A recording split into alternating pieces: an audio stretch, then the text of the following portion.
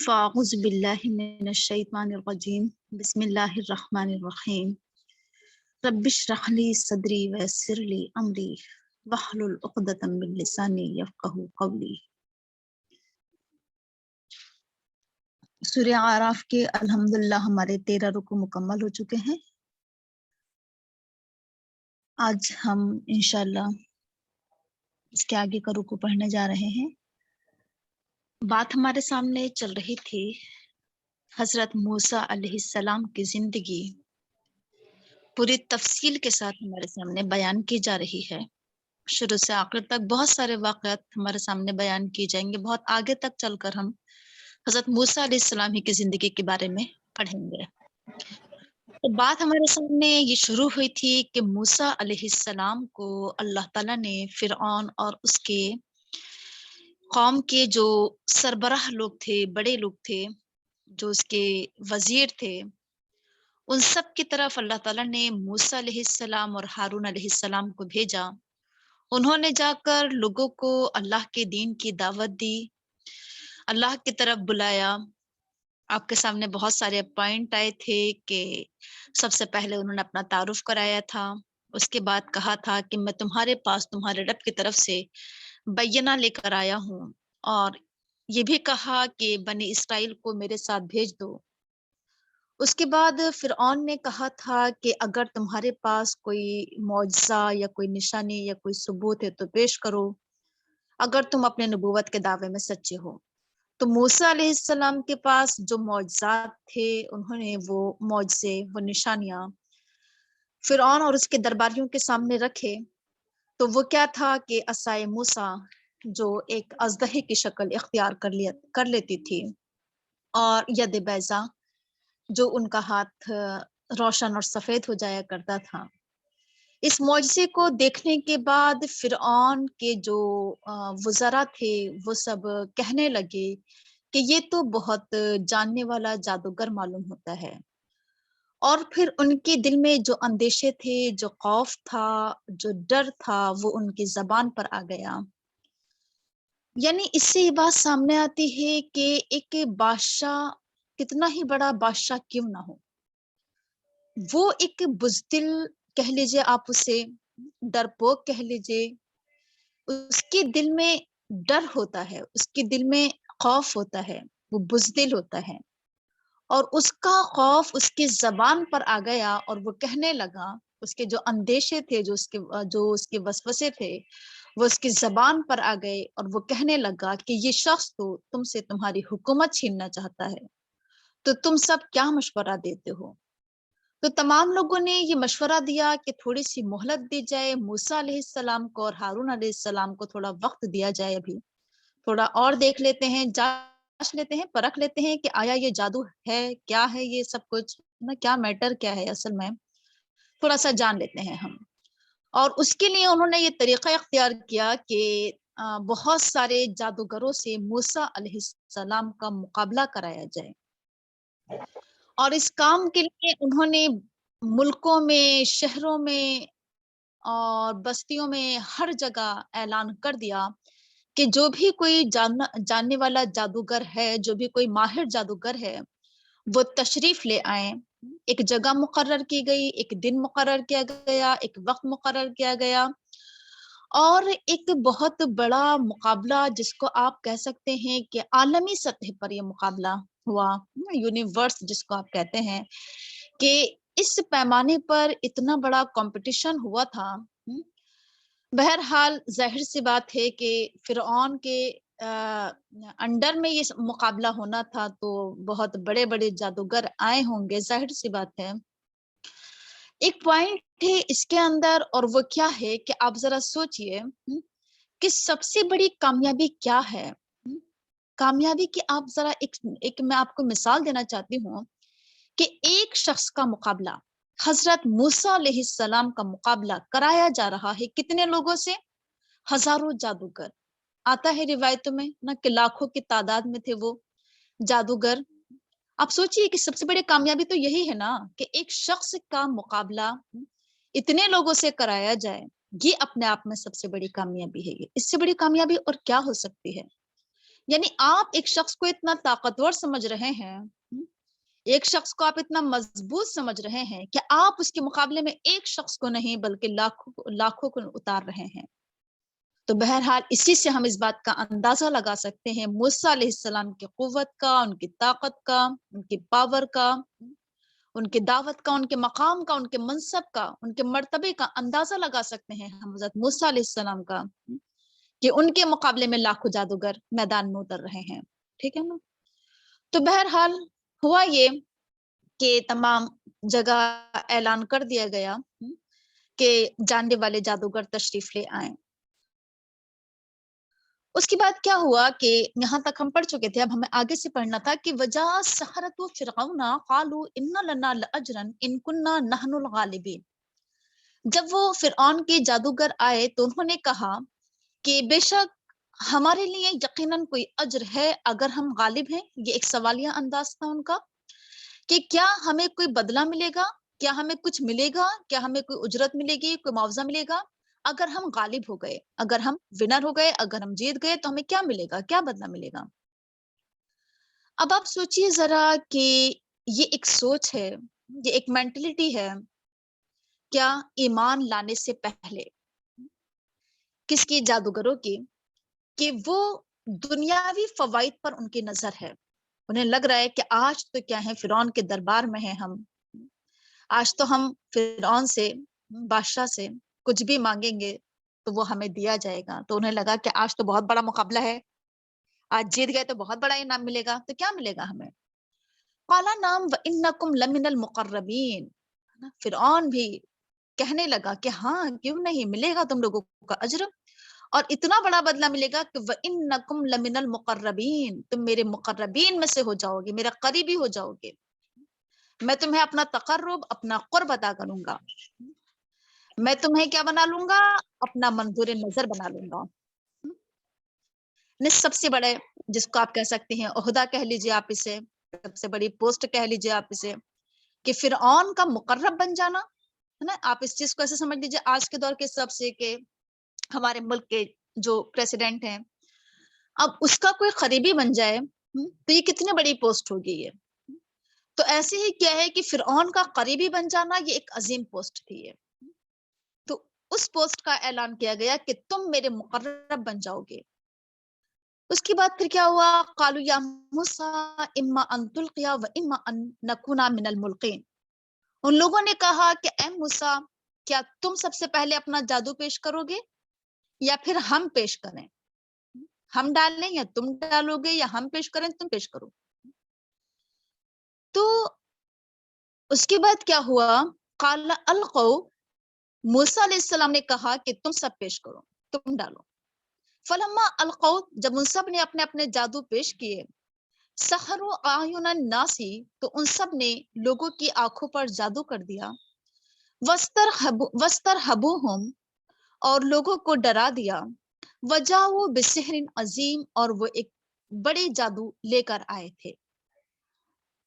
اب دیکھیے یہاں پر ایک بہت اہم پوائنٹ ہے، اور وہ یہ ہے کہ جب انہوں نے کہا کہ پہلے تم اپنا جادو پیش کرو گے یا پہلے ہم پیش کریں، تو پھر کیا ہوا کہ موسیٰ علیہ السلام نے کہا کہ پہلے تم اپنا پیش کرو، جو کچھ بھی تم لے کر آئے ہو پہلے تم سامنے لے کر آؤ اسے۔ اس میں ایک بہت اہم پوائنٹ ہے، اور وہ کیا ہے، جب میں اس آیت کو اس سے پہلے پڑھتی تھی کبھی میری یہ بات سمجھ میں نہیں آتی تھی، ہمیشہ میرے ذہن میں ایک سوال پیدا ہوتا تھا کہ آخر اس بات کی کیا وجہ کیا ہے کہ قرآن کریم میں یہ آیت کیوں آئی ہے کہ پہلے تم پیش کرو یا پہلے ہم پیش کریں، اور کہا گیا موسیٰ سے کہ پہلے تم پیش کرو، نہیں موسیٰ نے کہا کہ پہلے تم لوگ اپنا اپنا جادو پیش کرو۔ کبھی نہیں سمجھ پاتی تھی، لیکن آج میرے ذہن میں اس آیت کی جو تفسیر سمجھ میں آئی ہے وہ یہ ہے کہ بہت اہم پوائنٹ ہے، اور وہ یہ ہے کہ جب ہم غیر مسلموں کے ساتھ ہوں، یعنی ہم ایک طرف کیا ہوں، اسلام کے جاننے والے، اسلام کے نام لینے والے، اسلام کی دعوت دینے والے، دین کی دعوت دینے والے ہوں، اور ہمارے ساتھ میں کچھ ایسے لوگ ہوں جو اپنے اپنے نظریات، اپنے باطل نظریات یا اپنے مذہب کی دعوت دینے والے ہمارے سامنے اگر موجود ہوں۔ یعنی آپ نے دیکھا ہوگا کہ اس طرح کے پروگرام ہوتے رہتے ہیں کہ ایک طرف مسلمان لوگ بھی شامل ہوتے ہیں اس میں کہ وہ اپنے دین کا جو نظریہ ہے، جو دین کا جو بھی بیس اور بنیاد ہوتی ہے، وہ تمام چیزیں پیش کرتے ہیں، اپنے دین کی دعوت رکھتے ہیں لوگوں کے سامنے۔ پھر اسی طریقے سے اور بہت سارے لوگ ہوتے ہیں جو اپنے اپنے نظریات سامنے رکھتے ہیں۔ ایسے موقع پر ہونا یہ چاہیے کہ سب سے پہلے کیا ہو کہ وہ لوگ جو اپنے نظریات لے کر آئے ہیں، اپنے مذہب کو لے کر آئے ہیں، پہلے وہ پیش کریں۔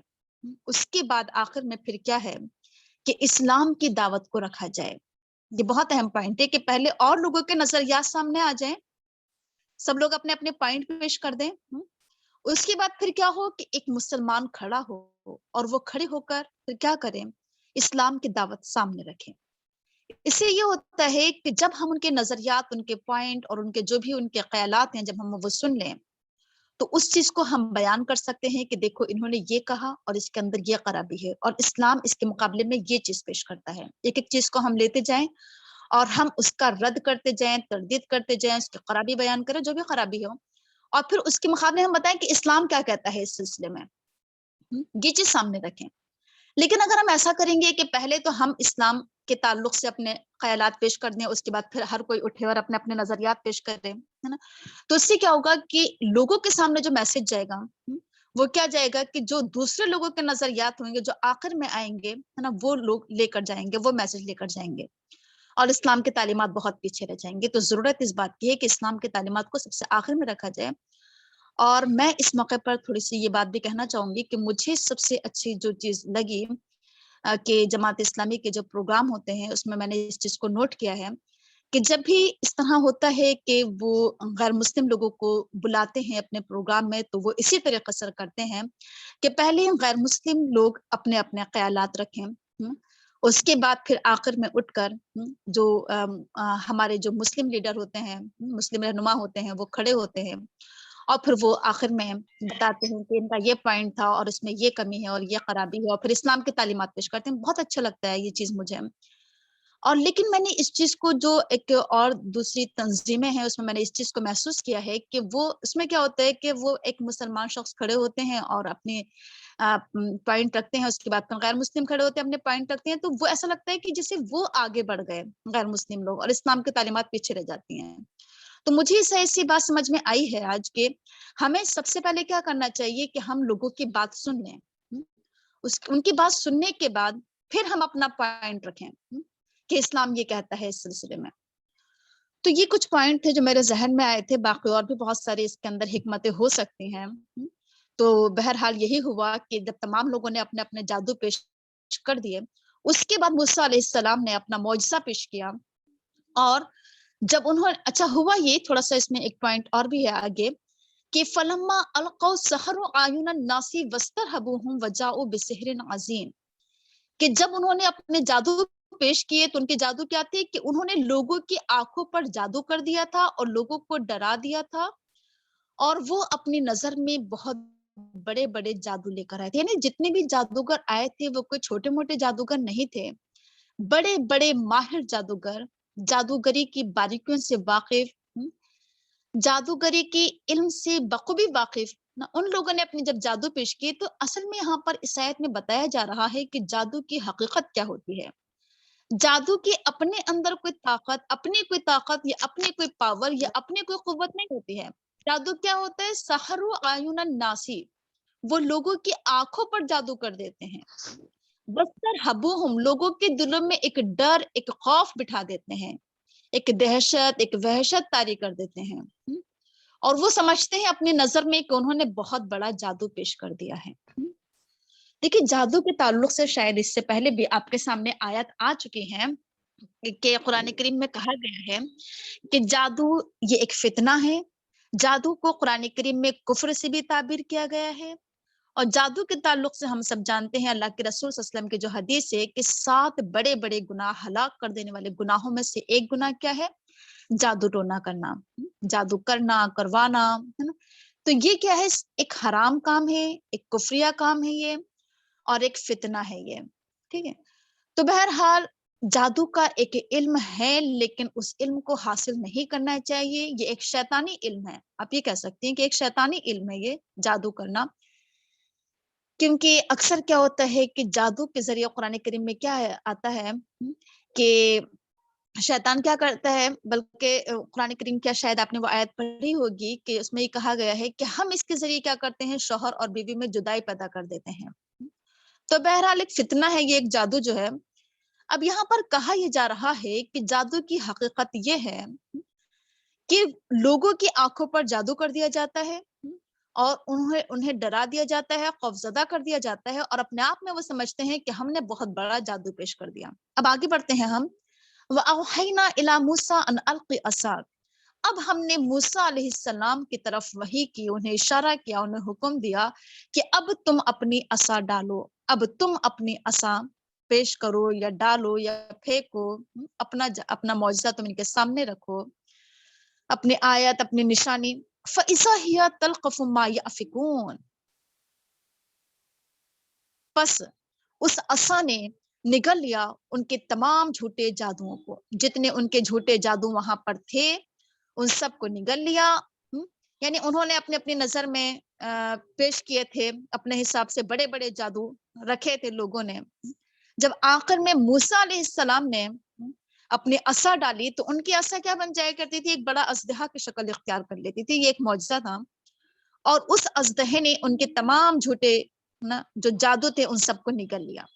اب یہاں پر ایک بہت اہم پوائنٹ ہے، اور وہ پوائنٹ کیا ہے، جیسے میں ابھی آپ کے سامنے بات کر رہی تھی اس سلسلے میں، کہ دیکھیے آج کے دور میں بھی اگر لوگ کیا کریں، جادو کر رہے ہوں، حالانکہ یہ کیا ہے، فتنہ، جیسے میں نے کہا کہ حرام بھی ہے، یہ کفر بھی ہے، فتنہ بھی ہے. تو اگر لوگ جادو کر رہے ہوں تو کیا سوال ہی پیدا ہوتا ہے کہ کیا اس جادو کو ختم کرنے کے لیے جادو کو جادو سے ہی ختم کیا جائے، کیا جادو کا دور جادو سے ہی کرایا جائے؟ حالانکہ جادو کرنا غلط ہے، تو کیا ہم بدلے میں کر سکتے ہیں ایسا؟ لیکن ان آیات سے معلوم ہوتا ہے، اس واقعے کو پڑھنے کے بعد معلوم ہوتا ہے کہ موسیٰ علیہ السلام نے جادو کا توڑ کس طریقے سے کیا، اللہ کی آیت کے ذریعے کیا. اللہ کی آیت ان کے پاس کیا تھی؟ اللہ کی آیت اس وقت ان کے پاس تھی عصائے موسیٰ. یہ اللہ کی ایک آیت تھی، اللہ کی ایک نشانی تھی، اللہ کا ایک معجزہ تھا، اور اللہ کے معجزے کے ذریعے انہوں نے جادو کو ختم کیا، جادو کا توڑ کیا. تو اسی طریقے سے آج کے دور میں بھی اگر کوئی جادو کرا رہا ہے کسی کے اوپر، ایک منٹ رکیں،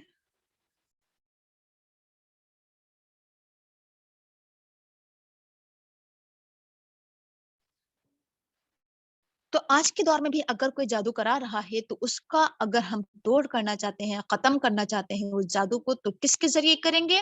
اللہ کی آیت کے ذریعے، اللہ کے معجزے کے ذریعے. اور ہمارے لیے معجزہ کیا ہے؟ قرآن کریم. یہ اللہ کی آیت ہمارے سامنے موجود ہے.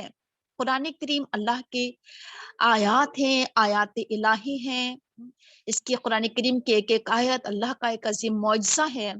تو قرآن کریم کے ذریعے، اچھا اس سلسلے میں اللہ کے رسول صلی اللہ علیہ وسلم کا عمل بھی ہم تھوڑا دیکھ لیتے ہیں کہ اللہ کے رسول صلی اللہ علیہ وسلم پر جب جادو کرایا گیا تھا تو اللہ کے رسول صلی اللہ علیہ وسلم نے اس جادو کو کس طرح ختم کیا تھا، کیا سکھایا گیا تھا قرآن کریم میں آپ کے اوپر معوذتین نازل کی گئی تھی، یعنی سورہ فلق اور سورہ ناس آپ کے اوپر نازل کی گئی تھی، اور کہا گیا تھا کہ ان آیات کو پڑھتے جاؤ، ان صورتوں کو پڑھتے جاؤ اور ایک ایک گرہ کھولتے جاؤ.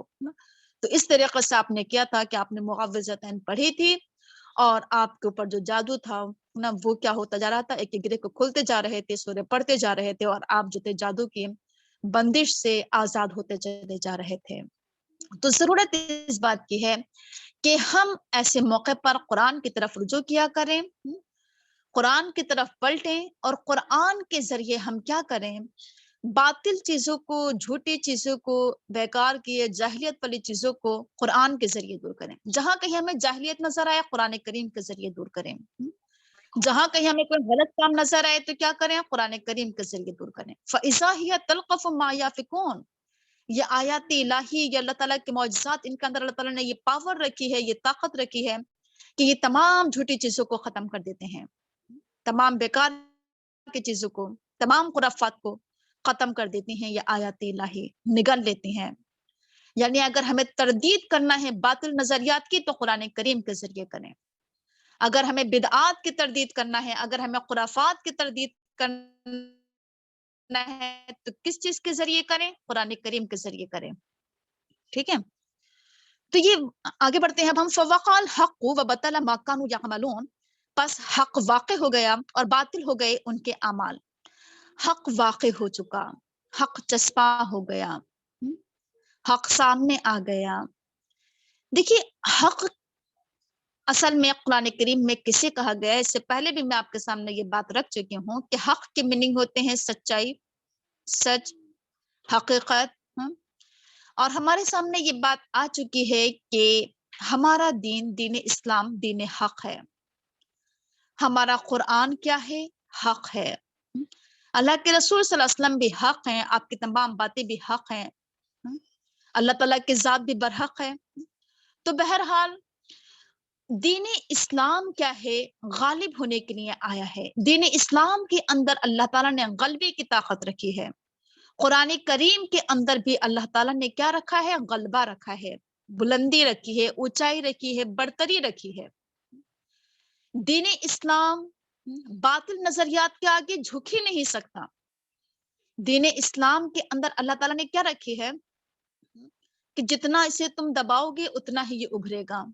یہ اسلام کے اندر اللہ تعالیٰ نے طاقت رکھی ہے کہ جتنا لوگ اسلام کو دبانے کی کوشش کریں گے، کچلنے کی کوشش کریں گے، ختم کرنے کی کوشش کریں گے، اتنا ہی زیادہ اسلام ابھر کر اور سامنے آتا ہے، اتنا ہی زیادہ اسلام اور نمایاں ہو کر سامنے آتا ہے.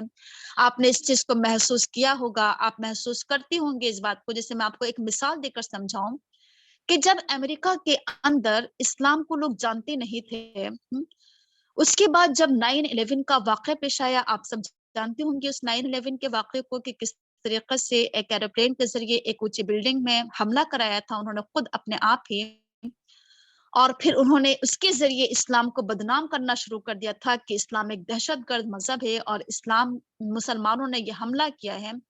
اس کے بعد امریکہ کے جو لوگ تھے ان کے ذہن میں ایک تجسس پیدا ہوا کہ اسلام، انہوں نے ایک نیا نام سنا مسلمان اور اسلام، سوچا کہ آخر ان کے پاس اتنی پاور ہے کہ ایک ایسی بلڈنگ کے اندر انہوں نے حملہ کر دیا کہ وہاں پر اگر پرندہ بھی گزر جاتا ہے تو معلوم ہو جاتا ہے. تو آخر مسلمانوں کے پاس ایسی کون سی طاقت ہے کہ انہوں نے ایسی بلڈنگ پر حملہ کر دیا. انہوں نے اسلام کو جاننے کی کوشش کی، انہوں نے مسلمانوں کو جاننے کی کوشش کی، انہوں نے اسلام کا مطالعہ کرنا شروع کر دیا.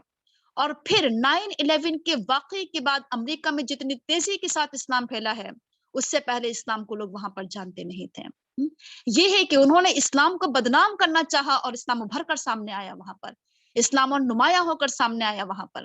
اسی چیز کو آپ دیکھیے اللہ کے رسول صلی اللہ علیہ وسلم کی زندگی میں کہ اللہ کے رسول صلی اللہ علیہ وسلم کو جتنا لوگوں نے بدنام کیا، جتنا لوگوں نے یہ پروپیگنڈا کیا کہ اللہ کے رسول ساحر ہیں، شاعر ہیں، مجنون ہیں، دیوانے پاگل ہیں، تو لوگوں کے ذہن میں ایک تجسس پیدا ہوتا تھا کہ آخر ہم بھی تو دیکھیں اس شخصیت کو کہ جس کے پاس اتنی طاقت ہے کہ لوگوں نے جو یہ پروپیگنڈا کیا کہ اس کے قریب نہ جانا، جو اس کے قریب جاتا ہے وہ اسی کا ہو جاتا ہے. تو لوگوں کے اندر ایک تجسس پیدا ہوا اور ہوتا ہے کہ آخر ایسی کیا ان کے پاس پاور ہے کہ لوگ ان کے ہو جاتے ہیں، ہم بھی تو دیکھے جا کر.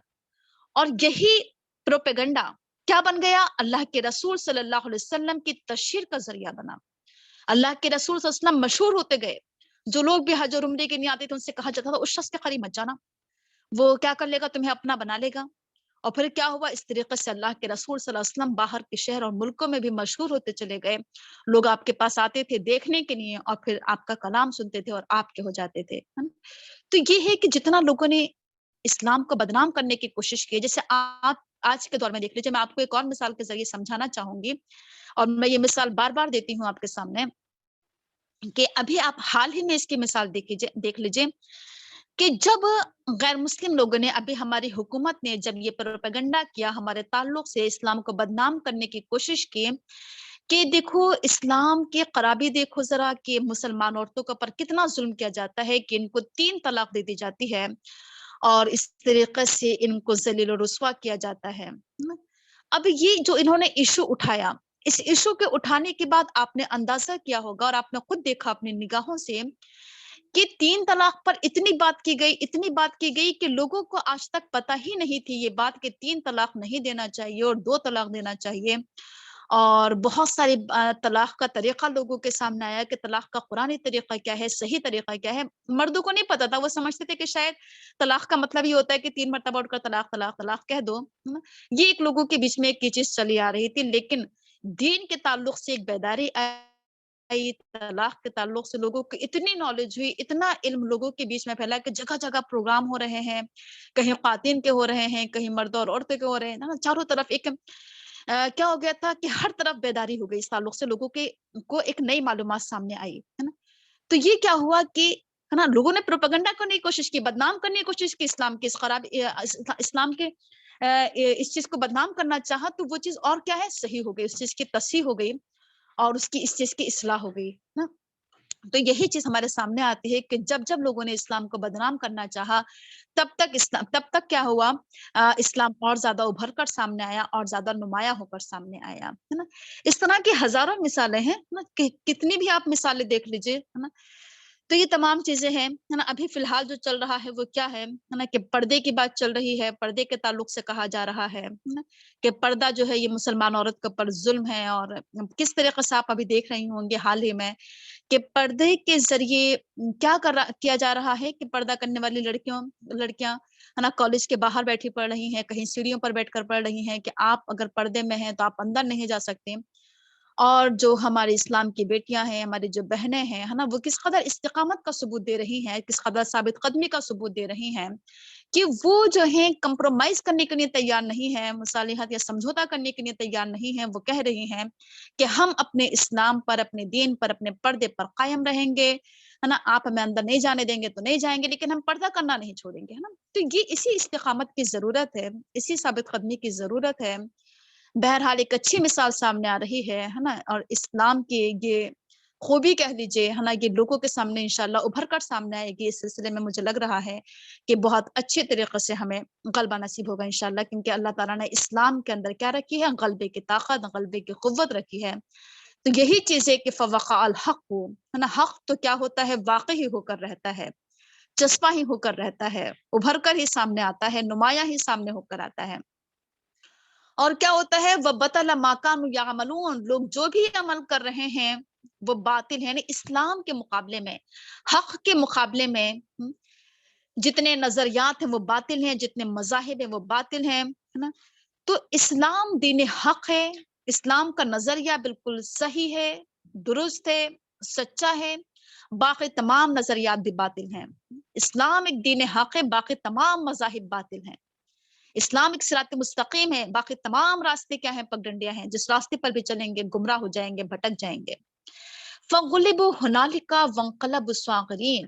اچھا، یہی چیز اللہ کے رسول صلی اللہ علیہ وسلم کہا کرتے تھے. صلی اللہ علیہ وسلم نے کیا کیا تھا کہ کعبے کے اندر جب 360 بت رکھے ہوئے تھے اور اللہ کے رسول صلی اللہ علیہ وسلم نے مکہ کو فتح کیا تھا نا، تو آپ اس وقت کیا کر رہے تھے، کعبے کے اندر سے جا کر آپ نے بتوں کو اٹھا کر نیچے پھینکا تھا، اسے آپ توڑ رہے تھے، دیواروں سے جو تصویریں بنی ہوئی تھی اسے کلچ رہے تھے، صاف کر رہے تھے. اور زبان پر کیا الفاظ تھے، جاء الحق وزهق الباطل ان الباطل کان زہوقا، کہ حق آ چکا ہے اور باطل مٹ چکا ہے، اور باطل تو ہے ہی مٹنے والا.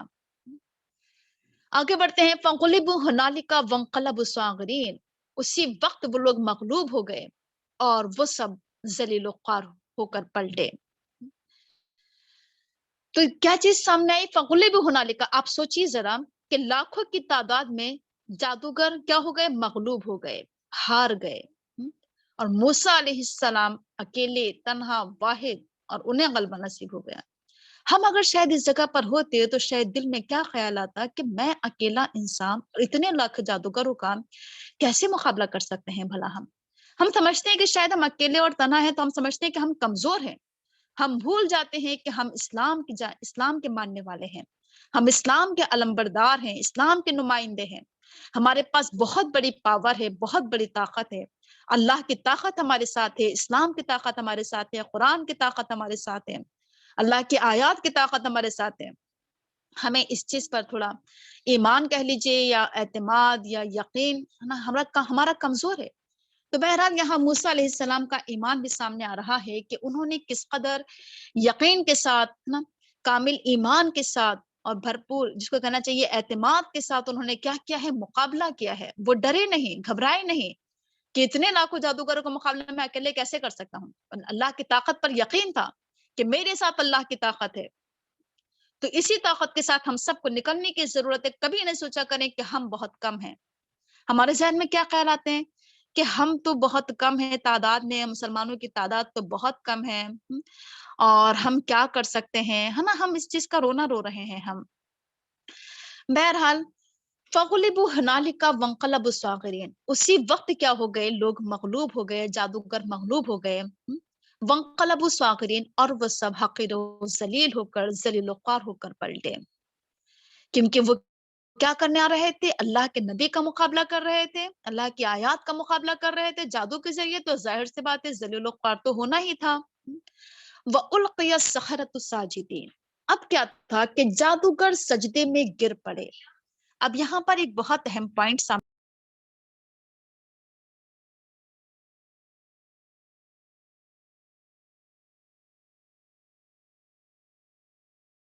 ساجدین، جادوگر سجدے میں گر پڑے. اب دیکھیں یہاں پر ایک بہت اہم پوائنٹ سامنے آ رہا ہے. اس سے پہلے جو آپ کے سامنے بات آئی تھی وہ یہ تھی کہ جادوگروں نے جو آئے تھے جادو کے لیے، مقابلے کے لیے، تو کہا تھا کہ کیا ہمیں کوئی بدلہ ملے گا اگر ہم غالب ہو جائیں گے. جب انہوں نے موسیٰ علیہ السلام کے معجزے کو دیکھا تو کیا ہوا، وہ سجدے میں کیوں گر پڑے ان کے معجزے کو دیکھنے کے بعد؟ کیونکہ وہ جادوگری کی باریکیوں سے واقف تھے، وہ جادوگری کے علم سے واقف تھے. انہوں نے موسیٰ علیہ السلام کی آیات دیکھنے کے بعد، ان کے معجزات دیکھنے کے بعد، انہوں نے یہ جان لیا کہ یہ جادو نہیں ہے، یہ جادوگری ہو ہی نہیں سکتی ہے نا. کیونکہ وہ جادوگری کی رگ رگ سے آپ کہہ سکتے ہیں کہ واقف تھے. انہیں ایک ایک چیز پتا تھی کہ جادوگری کیا ہوتی ہے، کس طریقے سے جادو کیا جاتا ہے. وہ سمجھ گئے کہ یہ جادو ہو ہی نہیں سکتا. وہ سمجھ گئے کہ یہ تو اللہ کی کوئی نشانی ہی ہو سکتی ہے، یہ تو اللہ کا کوئی معجزہ ہی ہو سکتا ہے. تو وہ سب سجدے میں گر پڑے، وہ جادوگر، ہے نا. تو یہ ہے دیکھیے کہ اللہ تعالیٰ کا ایک معجزہ کہہ لیجیے آپ اسے، ہے نا، کہ اللہ تعالیٰ کا معجزہ جب کیا ہوتا ہے کہ سامنے آتا ہے لوگوں کے اور لوگ اسے پہچان لیتے ہیں، تو پھر کیا ہوتا ہے کہ وہ تسلیم کر لیتے ہیں، مان لیتے ہیں. تو بہرحال قالوا آمنا برب العالمین، وہ سب پکار اٹھے کہ ہم ایمان لے آئے رب العالمین پر، رب موسیٰ و ہارون، ہم موسیٰ اور ہارون کے رب پر ایمان لے آئے. انہوں نے اس چیز کی وضاحت کیوں کی ساتھ ساتھ، رب العالمین کے ساتھ ساتھ، کہ ہم موسیٰ اور ہارون کے رب پر ایمان لے کر آئے ہیں. کیونکہ فرعون اپنے آپ کو رب اعلیٰ کہا کرتا تھا. ان کے ذہن میں یہ چیز ہے، کہیں لوگ یہ نہ سمجھیں کہ ہم یہ کہہ رہے ہیں کہ ہم فرعون پر ایمان لے کر آئے. انہوں نے وضاحت کی اس چیز کی کہ رب العالمین سے ہماری مراد ہے کہ وہ رب جو موسیٰ اور ہارون کا رب ہے، جس رب کو موسیٰ اور ہارون مانتے ہیں، ہم اس رب پر ایمان لے آئے. بھری محفل میں سوچیے ذرا آپ نا، کہ ایک طرف فرعون اور اس کے درباری بڑے خوش تھے کہ آج تو ہم کیا کر دیں گے، موسیٰ کو ذلیل و خوار کر دیں گے سب کے سامنے، اور اس سے کیا کر دیں گے، لوگوں کی نظروں میں کمتر ثابت کر دیں گے، حقیر ثابت کر دیں گے. اس چیز کے انہوں نے پورا مجمع اکٹھا کیا تھا. لوگ تماشائی بیٹھے تھے تماشا دیکھنے کے لیے. اور یہاں جو چل رہا ہے وہ کیا ہے، آپ سوچیے ذرا اس موقع پر فرعون کی کیا حالت ہوئی ہوگی، کہ وہ کیا سوچ لے کر آیا تھا، کیا سوچ کر آیا تھا، اور کیسے اس کی ذلت و خواری ہو رہی ہے تماشائیوں کے سامنے، لوگوں کے سامنے، ہے نا. تو یہ ہے کہ اللہ تعالیٰ کیسے کیا کرتا ہے کہ باطل کو کیسے اللہ تعالیٰ ذلیل و خوار کر دیتا ہے نا، اور اسلام کو کس طریقے سے غلبہ نصیب کر دیتا ہے. بہرحال قال فرعون آمنتم به قبل ان آذن لكم ان هذا لمكر مكرتموه في المدينة لتخرجوا منها اهلها فسوف تعلمون. فرعون نے کہا کہ تم ایمان لے آئے اس پر قبل اس کے کہ میں تمہیں اجازت دیتا. بے شک یہ ایک ایسا مکر ہے، ایک ایسی چال ہے جو تم نے چلی ہے اس شہر میں، تاکہ تم نکال دو یہاں سے یہاں کے رہنے والوں کو، پس جلدی ہی تم سب جان لو گے. اب آپ دیکھیے ذرا کہ فرعون جو ہے اس وقت بڑا غصے میں ہے. ایک طرف تو اس کی ذلت و خواری ہو رہی ہے لوگوں کے سامنے، اتنی بڑی تعداد میں جادوگر اور موسیٰ اور ہارون کے رب پر ایمان لے کر آ رہے ہیں. میرے سامنے میری آنکھوں کے سامنے، میری نگاہوں کے سامنے، اور کیا کر رہے ہیں؟ رب العالمین پر ایمان لانے کا دعویٰ کر رہے ہیں. ان کی یہ ہمت، ان کی یہ طاقت کہ ایسے یہ اظہار کریں اتنے لوگوں کے سامنے نا. بہرحال اس کا جو اس وقت جو عالم ہوگا، آپ اندازہ کر رہے ہوں گے اس چیز کا نا، کہ کیا اس وقت حالت ہو رہی ہوگی فرعون کے. اب اس کے ذہن میں کیا چیز آئی؟ اس نے سوچا کہ پتہ نہیں ہے یہ ان کی کوئی چال ہے، ان کا کوئی مکر ہے، ان کا کوئی فریب ہے. یہ پہلے سے ان لوگوں نے یہ سوچ رکھا ہے آپس میں، شاید ان جادوگروں نے، موسیٰ کے اور ہارون کے، ان لوگوں کے آپس میں شاید کوئی کانٹیکٹ ہے. ان لوگوں نے پلان بنایا ہے، پلاننگ کے تحت آئے تھے یہاں پر کہ ہم ایسا ایسا کریں گے. تو اس کے ذہن میں یہ تمام چیزیں، اصل میں اس کے ذہن میں یہ چیز کیوں آئے گا نا کہ جس انسان کے ذہن میں مکر ہوتا ہے، جس انسان کے ذہن میں چالاکی ہوتی ہے، وہ کیا سمجھتا ہے؟ سامنے والے انسان کو بھی یہی سمجھتا ہے کہ یہ بھی کیا ہے، یقیناً ہمارے ساتھ کچھ چال چل رہا ہے. کہ انسان کی جو سوچ ہوتی ہے نا، وہ سامنے والوں کو اپنے ہی طرح سمجھتا ہے. ایک جھوٹا انسان سمجھتا ہے سامنے والے کو کہ شاید یہ بھی جھوٹ بول رہا ہے. جب اپنے اندر کوئی خرابی ہوتی ہے تو وہ خرابی ہمیں کیا ہوتی ہے؟ دوسروں کے اندر نظر آتی ہے. کہ ہم اگر بے ایمانی کر رہے ہیں، ہم اگر دھوکہ دے رہے ہیں دوسرے کو، تو سامنے والا انسان بھی کیا کر رہا ہے؟ یقیناً دھوکہ دے رہا ہے، مکر و فریب کر رہا ہے. تو یہی چیز فرعون کے ذہن میں آئی کہ ان لوگوں نے کوئی چال چلی ہے، یہ ان کی کوئی مکاری ہے، کوئی فریب ہے، کوئی دھوکہ ہے، جو یہ ایک چال چل رہے ہیں شاید یہ لوگ آپس میں. اب دیکھیے بار بار اس کے ذہن پر وہی اندیشہ اس کی زبان پر آ رہا ہے کہ لِتُخْرِجُوا مِنْهَا أَهْلَهَا، کہ تم یہاں سے یہاں کے رہنے والوں کو نکالنا چاہتے ہو. جو انسان کے دل میں جو ڈر ہوتا ہے، جو خوف ہوتا ہے، وہ بار بار اس کی زبان پر آتا ہے. اس کے وسوسے، اس کے خوف، اس کے اندیشے بار بار اس کی زبان پر آتے ہیں.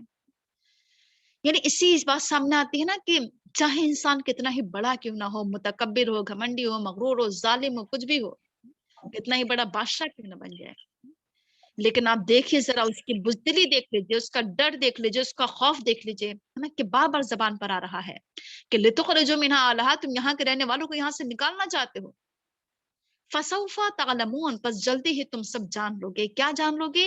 لَأُخَطِّعَنَّ أَيْدِيَكُمْ وَأَرْجُلَكُمْ مِنْ خِلَافٍ ثُمَّ لَأُصَلِّبَنَّكُمْ أَجْمَعِينَ، کہ میں تمہارے ہاتھ اور پیر مخالف سمت سے کاٹ دوں گا، پھر میں تم سب کو صلیب پر، پھانسی پر لٹکا دوں گا. اب دیکھیے ذرا، دھمکی دے رہا ہے جادوگروں کو، ڈرا رہا ہے، خوفزدہ کر رہا ہے کہ شاید اس طریقے سے کیا ہوں گے، یہ جادوگر ڈر جائیں گے، ہے نا، میری طرح، مطلب اپنی طرح سمجھ رہا تھا کہ شاید یہ لوگ بھی کیا ہے، اندر اندر کوئی ڈر ہے، شاید کوئی خوف ہے، اور بزدل لوگ ہیں، ڈرا دھمکا کر کام لے رہا ہے کہ میں تمہارے ہاتھ اور پیر مخالف سم سے کاٹ دوں گا. مخالف سم سے مطلب ایک طرف کا ہاتھ، دوسری طرف کا پیر. ایسا کیوں مخالف سم سے کاٹنے کا کیا اس کا مطلب لاجک کیا ہے؟ کہ دیکھیے یہ ایک مضحکہ خیز بنا دینا انسان کو، ہے نا، کہ ایک سائیڈ کا ہاتھ نہ ہو اور دوسری سائیڈ کا پیر نہ ہو، ہے نا، کہ انسان کو لوگوں کی نظروں میں مضحکہ خیز، ذلیل و خوار کر دینا، حقیر و ذلیل بنا دینا لوگوں کی نظروں میں ایک طریقے سے نا. یعنی ذلیل و رسوا کرنے والا ایک انداز ہوتا ہے کہ جب کسی کو ذلیل کرنا ہو کسی کے سامنے نا، تو اس طریقے سے کیا کر دو، انسان کو بالکل مضحکہ خیز بنا دو، ہے نا. اور پھر غصے کی انتہا دیکھ لیجیے آپ اس کے، ہے نا، کہ کس قدر غصے میں ہے، تل ملا رہا ہے، اور سمجھ میں نہیں آ رہا کہ کیا کریں کیا نہ کریں. کبھی دھمکیاں دے رہا ہے، اور پھر کیا کر رہا ہے، اس پر بھی بس نہیں کیا کہ بلکہ اب تو میں تم سب کو کیا کر دوں گا، سولی پر لٹکا دوں گا، تم سب کو پھانسی دے دوں گا. لیکن ایک بہت اہم پوائنٹ جو آگے کی آیت میں مجھے بہت اچھا لگتا ہے کہ قالوا انا الی ربنا منقلبون وما تنقم منا الا ان آمنا بآیات ربنا لما جاءتنا ربنا افرغ علينا صبرا وتوفنا مسلمین. یہ بہت اہم پوائنٹ ہے یہ، کہ آپ دیکھیے ذرا جادوگروں، جو جادوگر ایمان لے کر آئے تھے، آپ ان کی زندگی کا انقلاب دیکھیے ذرا، کہ ایمان لانے سے پہلے ان کی جو حالت تھی وہ کیا تھی، کہ انہوں نے کیا کہا تھا کہ انا لنا اجرا ان کننا نحن الغالبین، کیا ہمیں کوئی اجر ملے گا، کوئی بدلہ ملے گا اگر ہم غالب ہو جائیں گے. ایک طرف یہ سوچ تھی، اور ایک طرف کیا سوچ ہے کہ فرعون ڈرا رہا ہے، دھمکیاں دے رہا ہے، ہاتھ پیر کاٹنے کی باتیں کر رہا ہے، سولی پر لٹکانے کی باتیں کر رہا ہے. لیکن جب ایمان انسان کے اندر داخل ہو جاتا ہے تو انسان کو بدل کر رکھ دیتا ہے. ایمان انسان کے اندر انقلاب عظیم برپا کر دیتا ہے. ایمان نے ان کی دل کی حالت بدل دی، ان کے الفاظ بدل دیے. ان کی زبان پر کیا الفاظ جاری ہوتے ہیں؟ انا الی ربنا منقلبون، پھر تو ہم اپنے رب کی طرف پلٹ جائیں گے۔ کیا جملہ ہے ان کا یہ! ڈرے نہیں فرعون کی دھمکیوں سے، ڈرے نہیں اس بات سے کہ ہمارے ہاتھ پیر کاٹ دیے جائیں گے، ڈرے نہیں اس بات سے کہ ہم سولی پر لٹکا دیے جائیں گے۔ ایمان انسان کے اندر سے بزدلی کو ختم کر دیتا ہے، ایمان انسان کو نڈر بنا دیتا ہے، بے باک بنا دیتا ہے، بہادر بنا دیتا ہے، جری بنا دیتا ہے۔ ایمان انسان کے اندر عزم، حوصلہ، طاقت، قوت پیدا کر دیتا ہے۔ جب ایمان انسان کے دلوں میں اتر جاتا ہے تو انسان مضبوط ہو جاتا ہے نا؟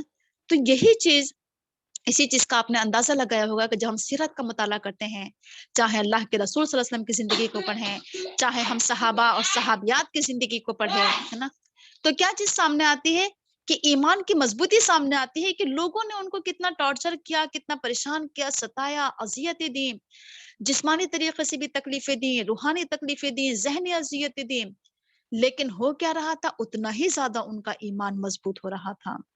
انہوں نے جس استقامت کا، جس ثابت قدمی کا، جس ثبات اور جماؤ کا نمونے پیش کیے ہیں ہمارے صحابہ اور صحابیات نے، ہے نا، اس کی مثال تاریخ انسانی میں کہیں نہیں مل سکتی ہے جو مثال ہمارے صحابیات اور صحابہ نے پیش کی ہے۔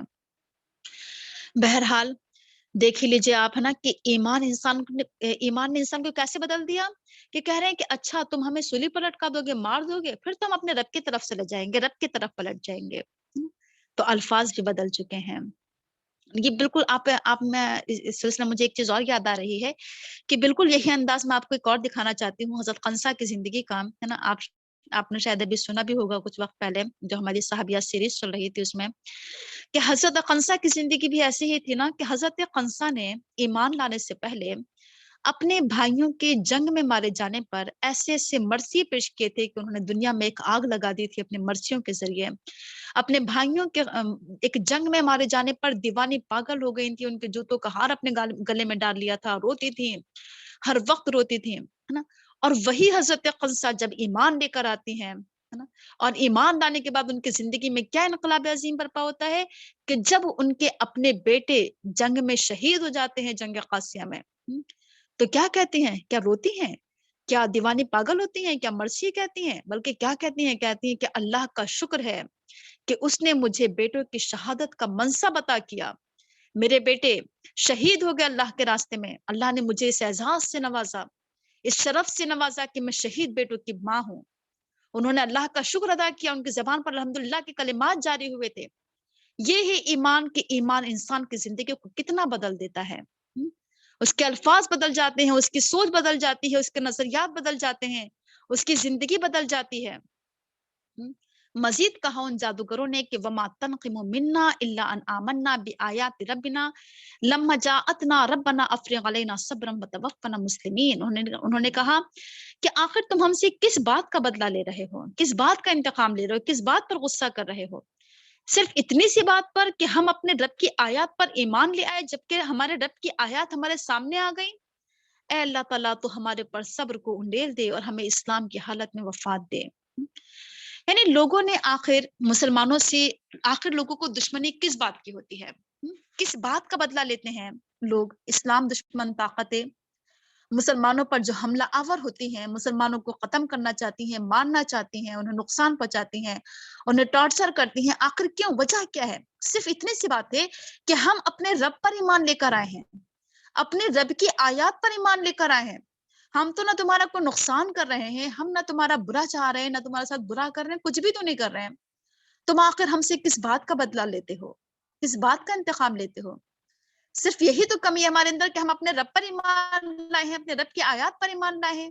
ہم نے اپنے رب کی آیات اپنے سامنے دیکھی، اس کی نشانیاں اپنے سامنے دیکھی، ہم ایمان لے آئے، بس اتنی سی غلطی ہے ہماری۔ اور اس کا بدلہ تم ہم سے اس کے بدلے میں تم ہمارے ساتھ ایسا کرنا چاہتے ہو۔ اب دیکھیے ایسے موقع پر انسان کو صرف یہی نہیں سوچنا چاہیے کہ ہم تو اتنے طاقتور ہیں، اتنے قوت والے ہیں، اور ہم تو کیا کر سکتے ہیں، باطل کے مقابلے میں اتنے مضبوط ہیں کہ ہم ثابت قدمی کا ثبوت دے سکتے ہیں۔ انسان کو صرف اپنی طاقت پر ہی بھروسہ نہیں کرنا چاہیے، ساتھ ساتھ اللہ تعالیٰ سے دعا کرنا چاہیے کہ اللہ تعالیٰ ایسے حالات میں تو ہمیں ایمان پر ثابت قدم رکھنا۔ اللہ تعالیٰ کہیں ایسا نہ ہو جائے کہ جس وقت لوگ ہمیں پریشان کریں، ستائیں، ٹارچر کریں، ہمیں آزمائیں، اور ہمارے ساتھ برا کریں، کہیں ایسا نہ ہو ہم ایمان سے ہاتھ دھو بیٹھیں، کہیں ایسا نہ ہو کہ ہمارا ایمان متزلزل ہو جائے، ہمارا ایمان ڈگمگا جائے، کہیں ایسا نہ ہو ہم ایمان سے ہٹ نہ جائیں. دعا کرنا چاہیے ایسے موقع پر کہ اللہ تعالیٰ ربنا افرغ علینا صبرا وتوفنا مسلمین. اللہ تعالیٰ تو ہمیں صبر دینا، ہمیں استقامت دینا، ثابت قدمی دینا، ہمارے قدموں کو جما دینا، ہمارے پاؤں لڑکھڑائے نہیں. اللہ تعالیٰ تو ہمیں اسلام کی حالت میں وفات دینا.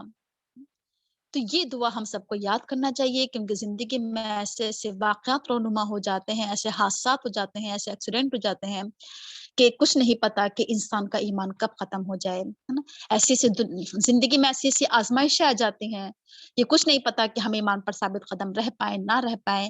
اس لیے صرف اپنے اوپر یہ نہ سوچا کریں کہ ہم تو مسلمان ہیں تو مسلمان ہی کی حالت میں مریں گے، بلکہ اللہ تعالیٰ سے دعا کیا کیجیے کہ اللہ تعالیٰ ہم اسلام لائے ہیں تو ہماری وفات بھی کیا ہو، اسلام کی حالت میں ہو. مجھے یاد آ رہا ہے کہ اللہ کے رسول صلی اللہ علیہ وسلم سے ایک صحابی نے سوال کیا تھا، کہا تھا کہ اللہ کے رسول آپ مجھے کوئی اچھی سی نصیحت کر دیجئے، ایسی نصیحت کر دیجئے کہ اس نصیحت کے بعد مجھے کسی نصیحت کی ضرورت نہ پڑے. تو اللہ کے رسول نے کیا نصیحت کی تھی؟ آپ نے کہا تھا کہ قل آمنت باللہ ثم استقم، کہو میں اللہ پر ایمان لے آیا پھر اس پر جم جاؤ، اس پر استقامت اور ثابت قدمی کا ثبوت دو. بہت اچھی لگتی ہے یہ حدیث کی ہے کتنی معمولی چھوٹی سی، لیکن اپنے اندر کتنی معنویت رکھتی ہے، کہ اپنے اندر کتنی جامعیت اور کتنی گہرائی رکھتی ہے. کہ ایمان لانا، یہ کہنا کہ ہم ایمان لائے اتنا آسان نہیں ہے. ثم استقم، پھر تمہیں استقامت کی ضرورت پڑے گی، ثابت قدمی کی ضرورت پڑے گی. اس لیے ایمان لانا ہی اتنا بڑا کارنامہ نہیں، ایمان لانے کے بعد ایمان پر جمنا یہ سب سے بڑی بات ہے. یہاں ہمارا رکو مکمل ہو رہا ہے، آگے کی آیت انشاءاللہ کل پڑھیں گے، ٹائم پورا بھی ہو رہا ہے. سبحانک اللہم و بحمدک نشہد ان لا الہ الا انت نستغفرک و نتوب الیک.